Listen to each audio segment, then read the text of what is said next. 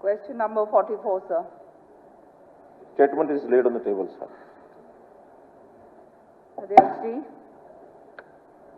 ये जो है आप जानते हैं हरियाणा के अंदर इतनी सारी नौकरियां लंबित पड़ी हुई हैं 2019 से आज तक जो है मेजर नौकरियां जो हैं भर्ती हो नहीं पाई हैं और बेरोजगारी का हब जो है बन चुका है और हमारे नौजवान बच्चे जो हैं वो पूरी तरह से दर बदर की ठोकरें खा रहे हैं। पूरा हालात ऐसे हो गए हैं कि उनको अपना भविष्य जो है पूरी तरह से अंधकार में नजर आता है। मैं माननीय मुख्यमंत्री जी से पूछना चाहती हूँ कि ये सीईटी को कोई ना तो स्टैट्यूट दिया गया है ना इसका कोई असेंबली के अंदर कोई लेजिस्लेशन इस तरह से लेकर आए हैं, तो इसलिए ये जो सीईटी का जो ये मसला है, ये जो बनाया है कॉमन एलिजिबिलिटी टेस्ट जिसको हम कॉमन एक्सप्लॉयटेशन का दर्जा जो है पूरा हरियाणा दे चुका है, ये आज के दिन पूरी तरह से this lacks transparency, opaque process है और ये ऐसी प्रोसेस है किसी को पता ही नहीं चलता इसके अंदर हो क्या रहा है। जो खुद कंडक्ट कर रहे हैं मेरे ख्याल में उनको भी नहीं समझ में आ रही है कर क्या रहे हैं। सच्चाई ये है कि 11,22,000 बच्चों ने अपना जो है ये इसमें टेस्ट दिया और उसमें 3,59,000 कैंडिडेट्स जो हैं उसके अंदर चयनित करे गए। अब जो है मुझे समझ नहीं आती अध्यक्ष जी कि 4 गुना किस तरह से जो है कैंडिडेट्स को बुलाया गया, वो बाकी जो लोग हैं जिन्होंने जो पास करके बैठे हैं वो बच्चे कहाँ जाएंगे। साथ के साथ अध्यक्ष जी ये 64 ग्रुप्स हैं टेक्निकल और नॉन टेक्निकल के, इनको सबको क्लब कर दिया गया है। मतलब हर ग्रुप को जो है उसको अलग अलग उसका एग्जाम करने के बजाय उसको सारों को क्लब कर दिया। साथ के साथ जो क्वेश्चंस जो रेपिटेशन हो रहे हैं, बार बार जो क्वेश्चन रेपिटेशन हो रहे हैं उसका कोर्ट में मैं ये पूछ ही रही हूँ। हाँ जी, और जो है जो ईडब्ल्यूएस और सर्विसमैन की कैटेगरी है उनको भी जो है वो ऐसा दिखा दिया है कि वो जनरल कैटेगरी उसको दिखा दी गई है। अब मैं पूछना चाहती हूँ अध्यक्ष जी कि ये सरकार जो है ये प्यूनिटिव एक्शन जो है इस एजेंसी के खिलाफ क्यों नहीं ले रही जो बार बार ये तमाशे हो रहे हैं, और साथ के साथ जो है ये रिक्रूटिंग एजेंसी जो है उसको ब्लैकलिस्ट क्यों नहीं करा गया है। जब इस तरह के आंसर दिए जाते हैं, इस तरह से जो बार बार रेपिटेशन होते हैं, 6 तारीख को आंसर होता है, फिर मतलब एग्जाम होना होता है, फिर 7 तारीख को होता है, रातों रात सरकार जो है कोर्ट में भागती है, पूरी रात बच्चे हैं सड़कों के ऊपर बैठे रहते हैं कि एग्जाम होगा नहीं होगा, फिर एग्जाम नहीं होता। कितनी मानसिक परेशानी हमारे नौजवान बच्चों को झेलनी पड़ रही है आज हरियाणा के अंदर, ये बहुत बड़ा दुर्भाग्य की बात है। अध्यक्ष जी, मैं माननीय जो है इन्होंने जो रिप्लाई दिया है, रिप्लाई को मैं पढ़ रही थी, मेरा प्रश्न जो था उसमें जो प्रश्न सी है उसमें यह भी मैंने पूछा है, number of candidates who are likely to get chance to appear in the exam who are over age due to negligence of the conducting agency. Reply में आता है नन सर, और अपने आप ही रिप्लाई में कहते हैं इफ ड्यू टू कैंसिलेशन,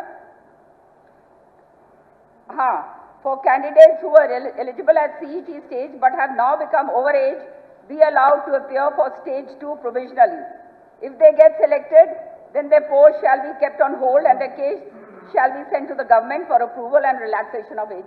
अपने आप को contradict कर रहे हैं सर।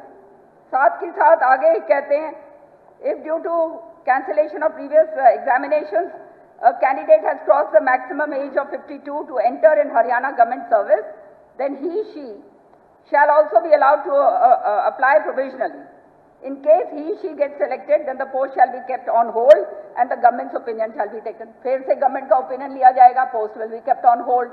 ये क्या हो रहा है अध्यक्ष जी?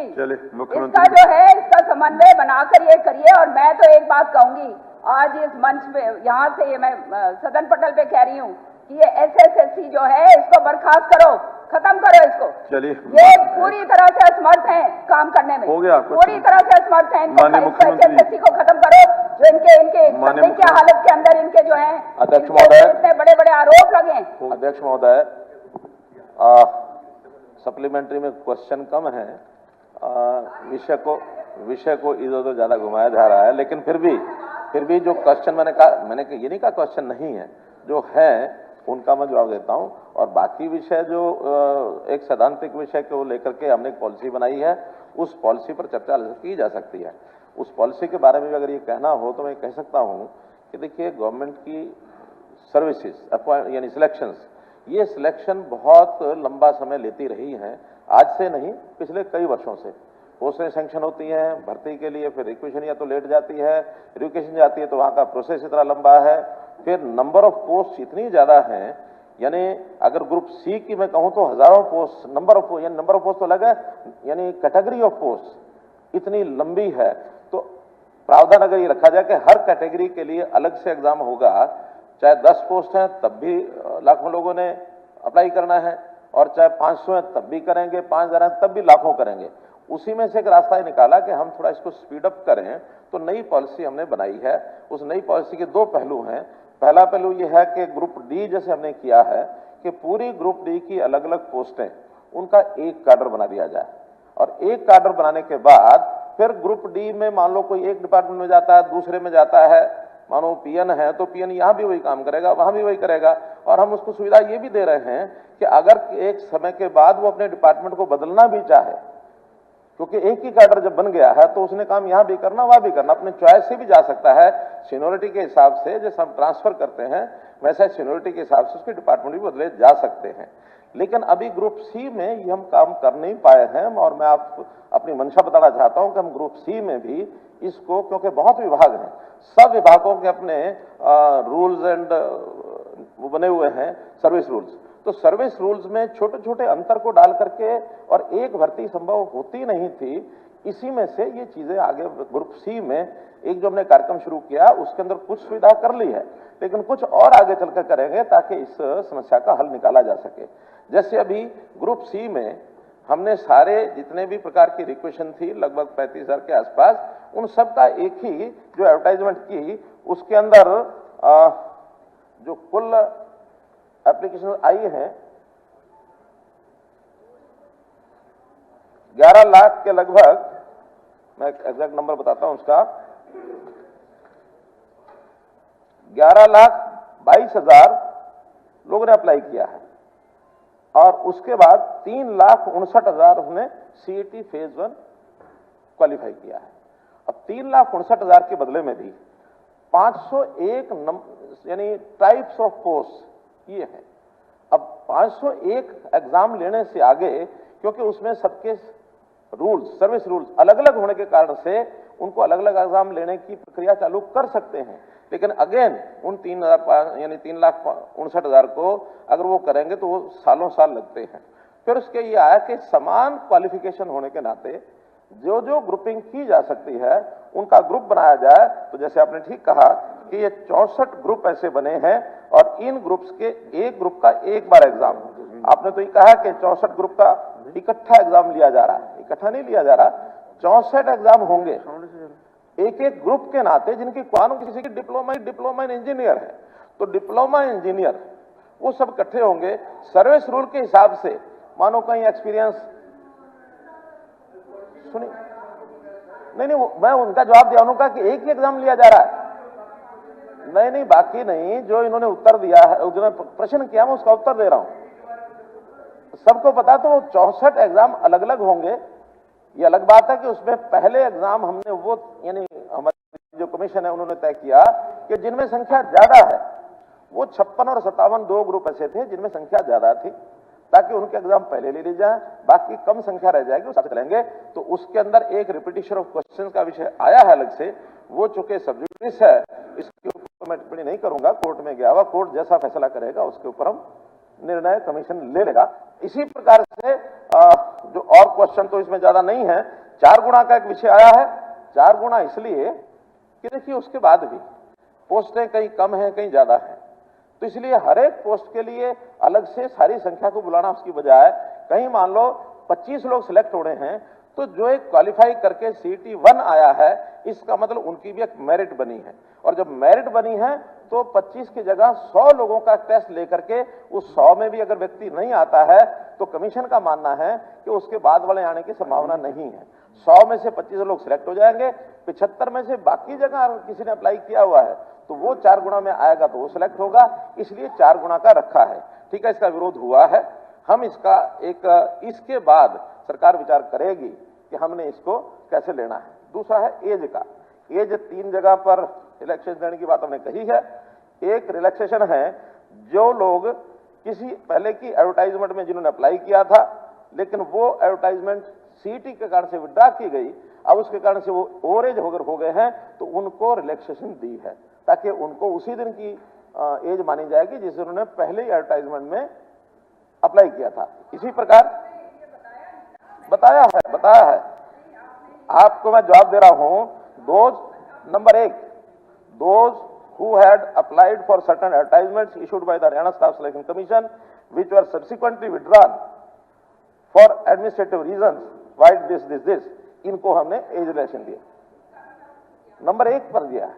नंबर 2 पर दिया है those who have worked on equivalent post on ad hoc contract work charge daily wages basis in the government, not in boards corporations, क्योंकि आगे लिख दिया है excluding the period of break in any department, board, corporation of Haryana government including government aided institutions, तो उनको छोड़कर बाकी सबको भी रिलैक्सेशन दिया है।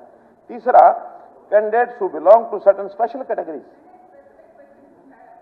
आपने कहा कि इसका उत्तर नहीं दिया, ये उत्तर लिख के दिया which are the number of candidates who are likely to get a chance to appear in the exam। So आपने जो है अपने आप ही उसमें कह दिया कि हमने कुछ वो लिखा नहीं है। हो गया। अध्यक्ष जी, ये बहुत इम्पोर्टेंट विषय है। इम्पोर्टेंट तो सभी अपने अपने क्वेश्चन आप जानते हैं पूरे हरियाणा से कुछ कैंडिडेट ऐसे बाद में जो बाद में कमीशन के पास आए, मैंने पूछा है कि इतना मैं जवाब देता हूं उसका। जो कैंडिडेट ऐसे आए कमीशन के पास कि हमारी एज तो अपर एज लिमिट जो गवर्नमेंट की है 52 साल से ऊपर वो हो गई है, क्योंकि 52 साल तक की लिमिट गवर्नमेंट ने रखी हुई है, वो भी एससीज की और बीसीज की, उसके बीच 42 साल। अब ये तो ना आपने पूछा और ना हमारे पास उत्तर आया, लेकिन जितने हैं नहीं जितने हैं उनको चांस दे दिया गया है बैठने के लिए। अगर उसमें से सिलेक्ट होते हैं तो उन्होंने सरकार के ऊपर छोड़ा है, सरकार उसकी पॉलिसी बनाएगी अगर उनसे कोई सिलेक्ट, क्योंकि इस एज के लोग सिलेक्शन में कोई चांस ज्यादा नहीं होते, फिर भी अगर कुछ होंगे तो सरकार उस पर निर्णय लेगी ना। माननीय मुख्यमंत्री जी कि फिर सरकार निर्णय लेगी, वो बेचारे तो वैसे के वैसे पड़े रह गए। आपने जो है, मैंने ये पूछा, ये नंबर ऑफ कैंडिडेट्स, उसका आपने जवाब नहीं दिया है। फिर आपने कहा है किरण जी एक क्वेश्चन के अगर ऊपर 15 मिनट लगेंगे, नहीं बाकी के मेंबर्स को जो राइट्स हैं उनके ऊपर आप वो कर रहे हैं।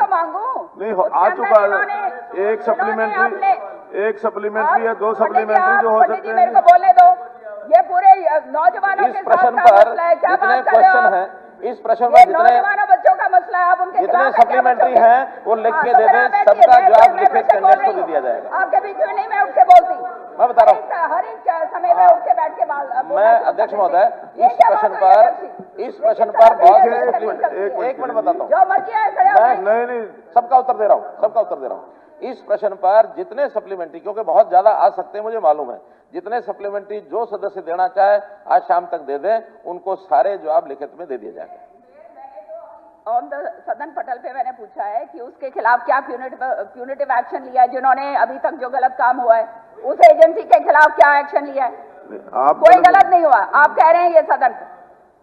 अब ये अगर ये सारा सदन सुन रहा है कि कोई गलत नहीं हुआ, तो फिर तो ये हरियाणा सर्विस सिलेक्शन बोर्ड को तो इसको बर्खास्त करो, अगर गलती नहीं हुआ है तो पूरी तरह से बर्खास्त करो हरियाणा सर्विस सिलेक्शन को। ये पूरा बच्चों का शोषण है, पूरी तरह से शोषण है। माननीय सदस्यगण,